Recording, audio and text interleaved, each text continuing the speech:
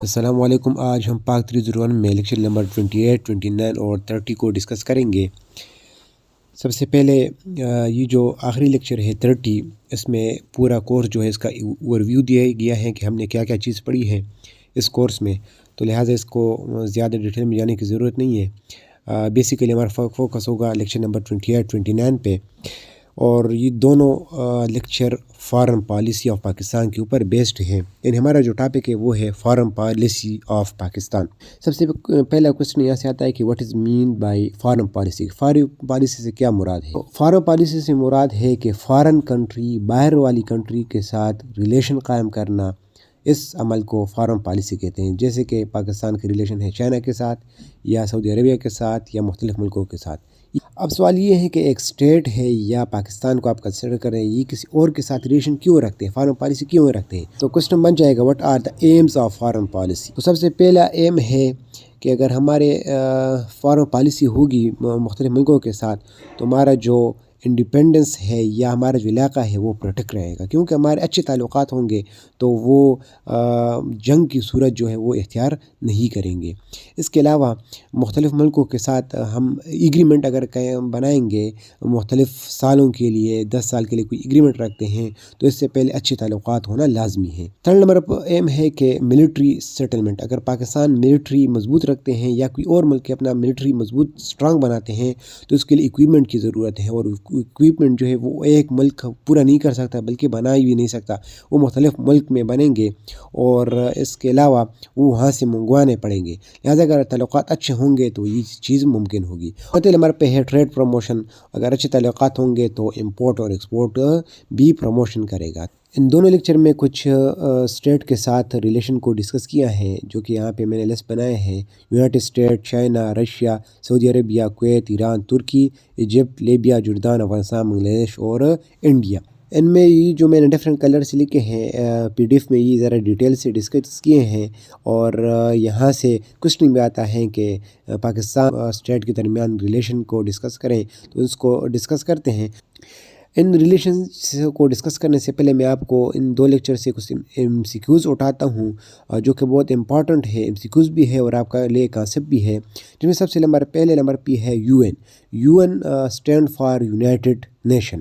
یہ ہمارے پاس ایک انٹرنیشنل آرگنائزیشن ہے جو کہ ورلڈ وار 2 کے بعد یعنی 1945 میں وجود میں آئی، اور اس کا جو مقصد تھا کہ ورلڈ وار 1 ہوا، 2 ہوا، تو یا لہٰذا اب ہمیں اکٹھے ہونا چاہیے اور ہمیں ملکوں کے درمیان پیس، امن لے آنا چاہیے۔ تو امن تب آئے گی کہ جب بیٹر ریلیشن شپ ہوں گے نیشن کے درمیان، تو یہی آرگنائزیشن، اس ادارے کا مین مقصد تھا۔ اور پاکستان نے یونائٹڈ نیشن کو 30 ستمبر 1947 کو جوائن کیا، تو یہ ایم سی کیوز کے پوائنٹ آف ویو سے بہت زیادہ امپورٹنٹ ہے۔ دوسرے نمبر پہ ہے او آئی سی، آرگنائزیشن آف اسلامک کانفرنس۔ یہ ہمارے پاس لارجسٹ مسلم فارم ہے، یا آپ کہہ سکتے ہیں کہ لارجسٹ مسلم آرگنائزیشن ہے۔ اگر آپ پورے ورلڈ میں دیکھیں تو جو یو این ہے وہ لارجسٹ آرگنائزیشن ہے، اور اس کے سیکنڈ نمبر پہ او آئی سی ہے۔ اور اگر آپ مسلم ورلڈ میں دیکھ لیں تو جو سب سے لارجسٹ آرگنائزیشن فارم ہے وہ او آئی سی ہے، اور اس میں تقریباً 51 مسلم نیشن ہے۔ او آئی سی کا جو فرسٹ کانفرنس ہوا تھا وہ ربط میں 1969 میں ہوا تھا، اور سیکنڈ کانفرنس جو تھا وہ لاہور میں ہوا تھا 1974 میں۔ اور او آئی سی کا مقصد تھا کہ جو مسلم ممالک ہے یا اسٹیٹ ہے ان کو یونائٹ کیا جائے، متفق کیا جائے۔ تھرڈ نمبر پہ ہے R C D, regional cooperational development. یہ بھی ایک تحریک ہے جو کہ سب سے پہلے پاکستان، ترکی اور ایران نے سائن کیا تھا جولائی 1964 میں، اور یہ تین ممالک تو میں خود پی ٹی آئی سے یاد کرتا ہوں، پی سے پاکستان، ٹی سے ترکی اور آئی سے ایران۔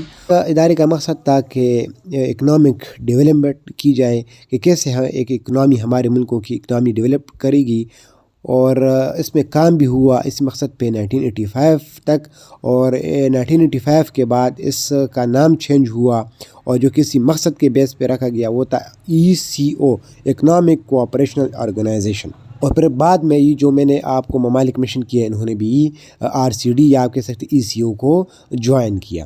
یہ جو آپ سلائڈ دیکھ رہے ہیں دیم سیکورٹی کے لحاظ سے بہت زیادہ امپورٹنٹ ہے، اور اس میں جو یہ آپ کو ایبریویشن نظر آ رہے ہیں اس کے فل فارم آپ کو یاد رکھنے ہیں اور ڈیٹس وغیرہ، اور یہاں سے آپ کی امید ہے بہت سارا کانسیپٹ بھی بنا ہوگا۔ اس کے بعد کچھ ریلیشن کو دیکھتے ہیں۔ سب سے پہلے دیکھتے ہیں چائنا، پاکستان اور چائنا کا ریلیشن کیسا ہے، تو اس سے زیادہ تر کوسچن آتا ہے کہ ہم کہہ سکتے ہیں کہ بہت زیادہ ڈیکیڈ سے ایک فرینڈلی ریلیشن ہے ان کے درمیان، اور پاکستان نے چائنا کو UN یونائٹڈ نیشن میں بھی اور اس سے باہر بھی سپورٹ کیا ہے، اور دونوں ممالک کے درمیان بہت سے ایریا میں کلوز ریلیشن شپ ہے۔ فار ایگزامپل اگر اکنامک ڈیولپمنٹ جائے، industrialisation, defence, science and technology, environment and trade وغیرہ، ان سیکشن میں بہت زیادہ کلوز ریلیشن شپ ہے۔ دوسرے نمبر پہ ایران کو دیکھتے ہیں، اور یہ کوسچن کے لحاظ سے اور MCQ کے لحاظ سے بھی اہم ہے۔ ایران فرسٹ اسٹیٹ تھا جس نے سب سے پہلے پاکستان کو ریکگنائز کیا تھا، تسلیم کیا تھا، تو یہ پوائنٹ آپ کو یاد رکھنا ہے۔ اور اس کے علاوہ جو سب سے پاکستان بننے کے بعد جو سب سے پہلا جس شخص نے وزٹ کیا تھا پاکستان کو، وہ بھی ایران کا ہی کنگ تھا، اور یہ دونوں ممالک SIN2 RCD اور ECO کے ممبر ہیں۔ پاکستان اور انڈیا کے درمیان جو جنگ ہو رہے تھے 65-71 آپ لے لیں، اس میں بھی ایران نے پاکستان کو سپورٹ کیا تھا، اور پاکستان نے جو ایرانین کو بھی ویلکم کیا تھا ایرانین ریولوشن میں، جو کہ فروری 1979 میں ہوا۔ اس کے علاوہ مارچ 1997 میں ایران کا پریزیڈنٹ رافسنجانی نے وزٹ کیا پاکستان کو، اور اس کے علاوہ دسمبر 2002 میں خاتمی نے بھی پاکستان کو وزٹ کیا۔ تو ان سارے پوائنٹ سے لگ رہا ہے کہ پاکستان اور ایران کے بہت زیادہ کلوز اور فرینڈلی ریلیشن ہے۔ آخر میں دیکھتے ہیں انڈیا کو۔ پاکستان اور انڈیا کے ریلیشن بہت پرابلمیٹک ہیں، اور ان کی صورت میں 3 جنگی بھی لڑی ہیں، 1947-48، 1965 اور 1971، اور اس کے علاوہ جو لائن آف کنٹرول ہے اس میں بھی بہت تنازعات ہو رہے ہیں، اور جب بارڈر میں دونوں کے ٹروپس آمنے سامنے ہوتے ہیں تو یہ بھی ایک ٹینشن کا ماحول ہے، اور اس کا جو مین وجہ ہے وہ کشمیر ہے۔ تو امید ہے آپ کو یہ لیکچر سمجھ میں آیا ہوگا۔ Thank you.